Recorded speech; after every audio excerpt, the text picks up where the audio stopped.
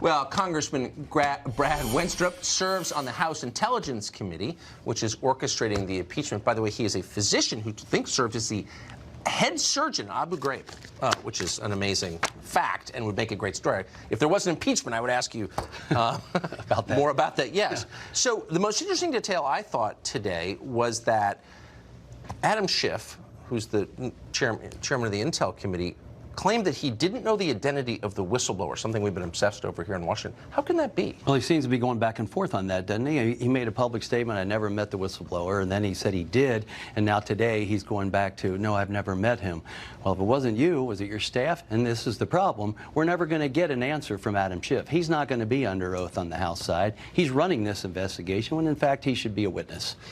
If you're the chairman of the House Intelligence Committee, and your job is to oversee our intel gathering agencies and really the repository of the world's deepest secrets, and you're a proven liar, how can you continue to serve in that capacity? Well, he has lost the faith of the American people. He's lost the faith of the people on the committee. There's no doubt about it. Maybe some of his members play along, but I think a lot of them, even on the Democrat side, have started to see, like, this is getting a little tough to follow this man. You know, if you look at the whole Russian collusion thing for 3 years, I would be embarrassed to have been out there day in and day out saying he has evidence and then it's never there. Devin Nunes pointed that out very well today about all the things that he has done or they have done, the Democrats have done, that have been disproven, and sure enough, once the Mueller report comes out and it falls on their face, they start up with another event. So if you have no shame at all, no capacity for embarrassment, then there's probably nothing you wouldn't do, right? It doesn't seem to be at this point, and certainly we'd like to have him under oath. That's the one thing he doesn't seem to want to do, is to get under oath and answer questions that we may have about his activity, his involvement, and who else was involved with the whistleblower. Maybe even bring in the whistleblower's attorney, who said in 16 or 17 right away, says the coup begins. And we see that this is going on. I think the American people have caught on to this, Tucker. They really have. I'm not getting much at home. They say, when's the circus going to end? When are you going to finish USMCA and some of these other things that you need to be working on that the American people want? This is such a sideshow, and it's dumb. But what exactly is the plan? So it's not, at this point, not a single Republican in the House voted to begin this inquiry. Not one. This is an entirely partisan exercise.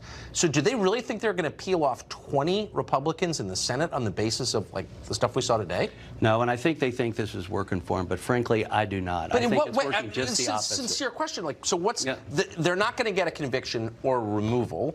So what do they hope to get exactly, do you think? Hope to take an opportunity to now be on a stage and to cherry pick who they want to talk to and try and give a negative impression of this president. But it's not working. I think America gets it. Even the witnesses today, they were not good witnesses. They don't know anything. They were never involved. And we pointed out time and time again that we went through proper channels. This was done. Think about this.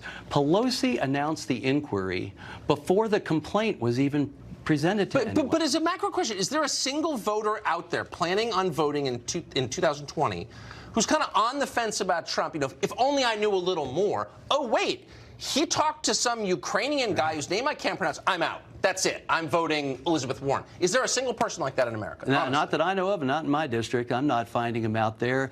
And if they want to go this route, I think they're helping the president more than hurting the president in his next election. I got to get your response to something that the Speaker of the House said today. Here it is. So I'm very prayerful, thoughtful, and actually sad today that our country has to come to a place where the president doesn't understand that Article 2 does not say that he can do whatever he wants. Obviously, a person of deep faith, member of the Church of Partial Birth Abortion, praying deeply. What do you make of that, her repeated professions of faith? Well, I think it's part of her charade. I mean, I think about that when she says a lot of things, that she always goes back to that. Oh, and she said that she's giddy about this. She wanted this to happen. Again, go back to what I just said. She called for this impeachment inquiry before we had a complaint. That's fine. I mean, look, that's politics. But why discredit Christianity along the way? Well, I find her to be very hypocritical. I'm a Catholic. She claims to be a Catholic.